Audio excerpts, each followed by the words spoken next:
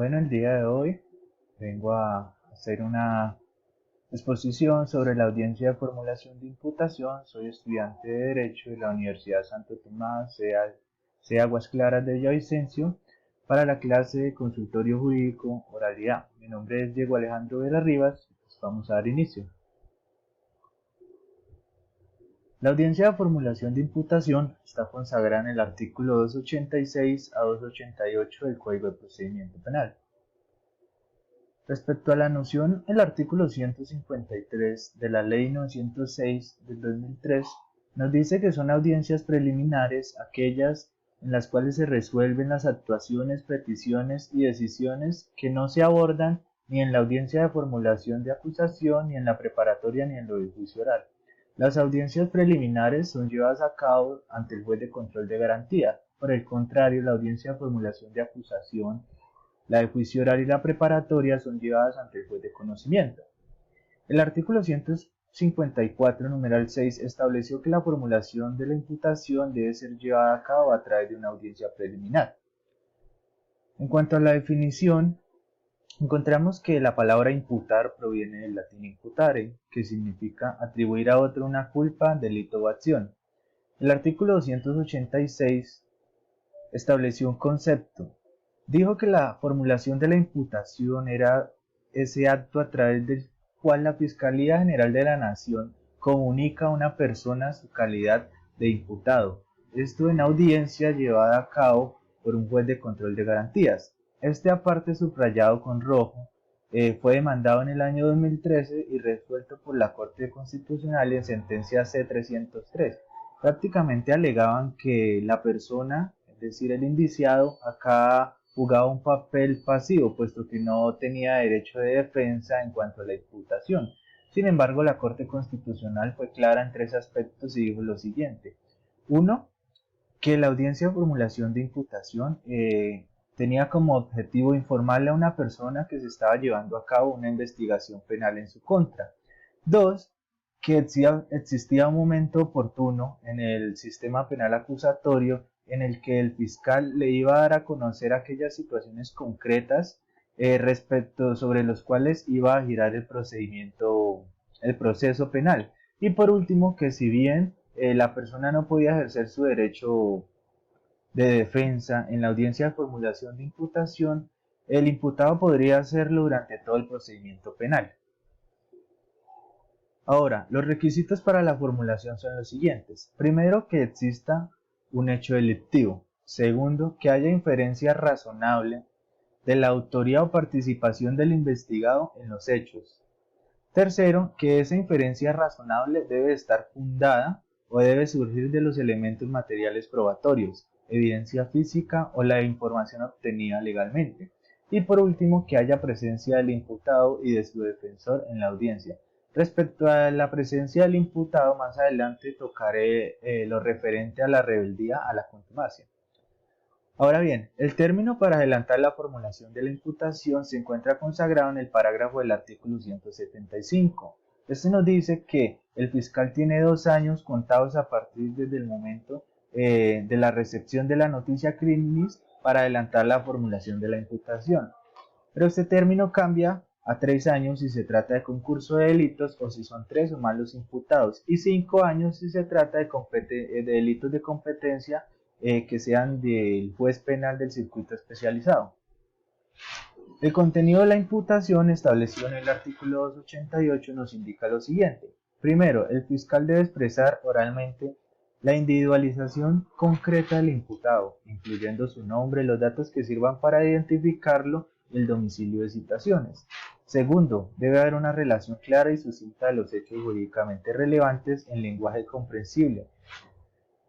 Algo importante para tener claro acá es este aparte subrayado, que quiere decir que el hecho de que el fiscal haga una relación clara y sucinta de los hechos jurídicamente relevantes no implica el descubrimiento de materiales probatorios de evidencia física o información obtenida por el fiscal. Esto pues también fue demandado por inconstitucionalidad. Sin embargo, la Corte dijo que en este momento no se vulneraba ningún derecho de defensa, ni ningún juicio, ni el derecho a al juicio público, en el entendido de que el sistema penal acusatorio había creado un momento especial para que el fiscal descubriera los elementos materiales probatorios o cualquier información que tuviera en conocimiento, y era a través del escrito de acusación que debía presentar al juez de conocimiento. Era justo en este momento en el que la otra parte iba a conocer los elementos materiales probatorios, bien sea que favorecieran a la fiscalía o que favorecieran al imputado. Y por último, la posibilidad del investigado de allanarse a la imputación y a obtener rebaja de la pena. La Corte también se pronunció frente a esta posibilidad y dijo que si bien el indiciado o el acusado tenían la posibilidad de llegar a preacuerdos y acuerdos con la Fiscalía, lo que resultaba importante aquí era que la persona, es decir, el indiciado o el acusado, renunciaban al derecho a tener un juicio oral con contradicciones. El desarrollo de la audiencia se realiza de la siguiente manera. Primero, el juez enuncia el objeto de la audiencia y verifica la presencia de la fiscalía, de la defensa, del imputado.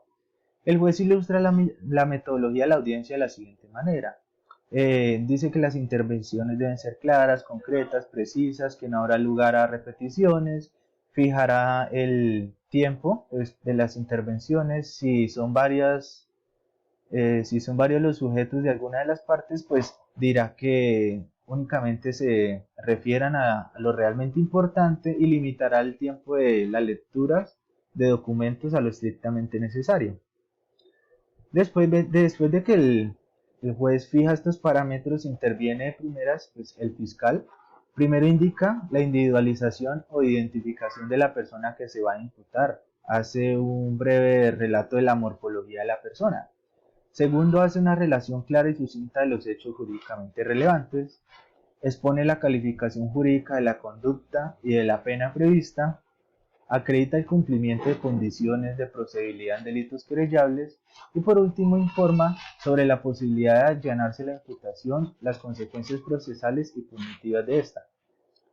Ahora bien, una vez el fiscal ha hecho estos pronunciamientos, el juez debe hacer una verificación de la comprensión de la imputación. Bien pueda, el juez puede preguntarle a la persona si ha comprendido el motivo, el objetivo de la audiencia desarrollada, si ha comprendido la imputación que le ha hecho la Fiscalía.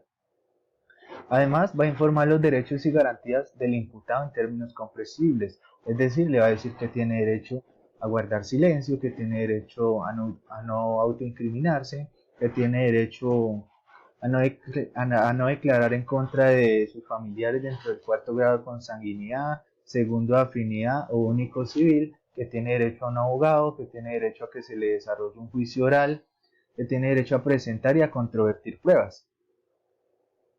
Una vez el juez hace esto, explica las consecuencias de la decisión que adopte el indiciado. Entonces, si el indiciado no adopta si el indiciado no acepta la imputación, el juez lo ilustrará diciéndole pues que el proceso sigue su curso ordinario, dando lugar a la acusación, al principio de oportunidad, a la preclusión o a los preacuerdos. Pero por si el contrario, la persona acepta, el juez entonces lo ilustrará diciéndole que se hará responsable o que se declarará responsable penalmente por el delito imputado por la Fiscalía. Se deberá decirle que esta decisión que él adoptó tuvo que haber sido libre, consciente y clara e informada.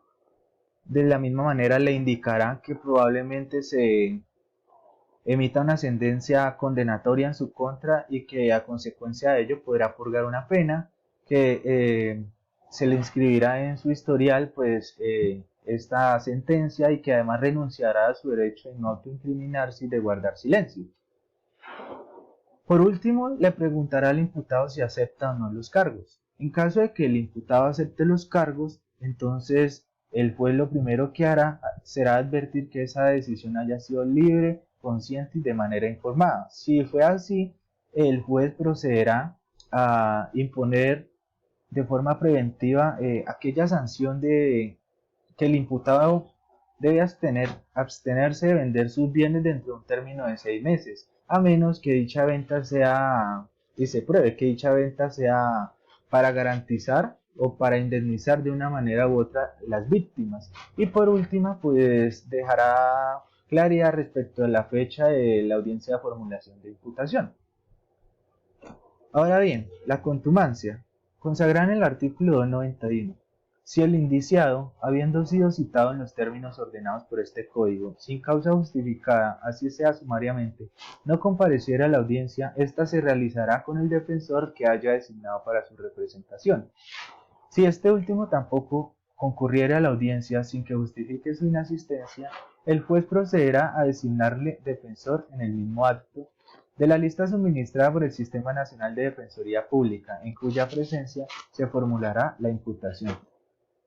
Frente a esto hubo un pronunciamiento de la Corte y aclaró que tanto las partes como los intervinientes tienen un deber de comparecer a las audiencias y que la ausencia de alguno de estos no se puede premiar con la dilación del proceso ni con cualquier otro acto que amerite que el proceso se alargue. Por el contrario, dijo que para garantizar ese derecho a la celeridad y a una justicia pronta, se le debe designar un defensor para su representación. Aclaró además que este defensor tiene derecho a solicitarle un receso al juez de control de garantías para preparar su defensa, pero no fue clara ni tampoco advirtió respecto de cuánto es el término de este receso. Sin embargo, sí dijo que esto quedaba a discreción del juez de control de garantías determinar el tiempo del receso. Bajo los términos de la discrecionalidad, también otorgar o no el receso al abogado designado. Por último, encontramos las consecuencias jurídicas de la imputación. La primera de ellas es la vinculación formal de la persona a la investigación.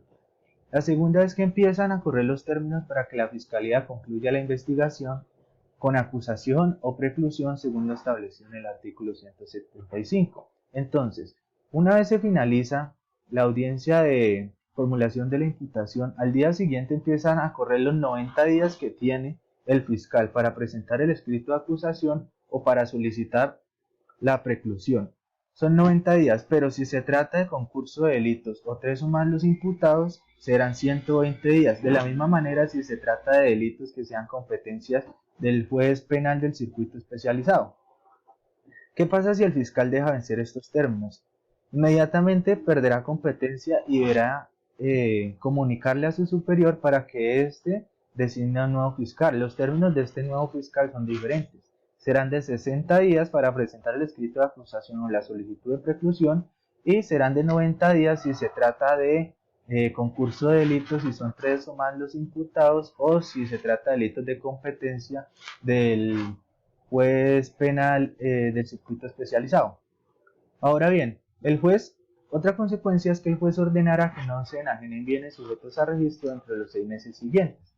Se activa el derecho de defensa para preparar su actividad procesal para el imputado y se interrumpe la prescripción de la acción penal. Recordemos que el artículo 292 del Código de Procedimiento Penal nos dice que el término de prescripción de la acción penal es el término máximo fijado en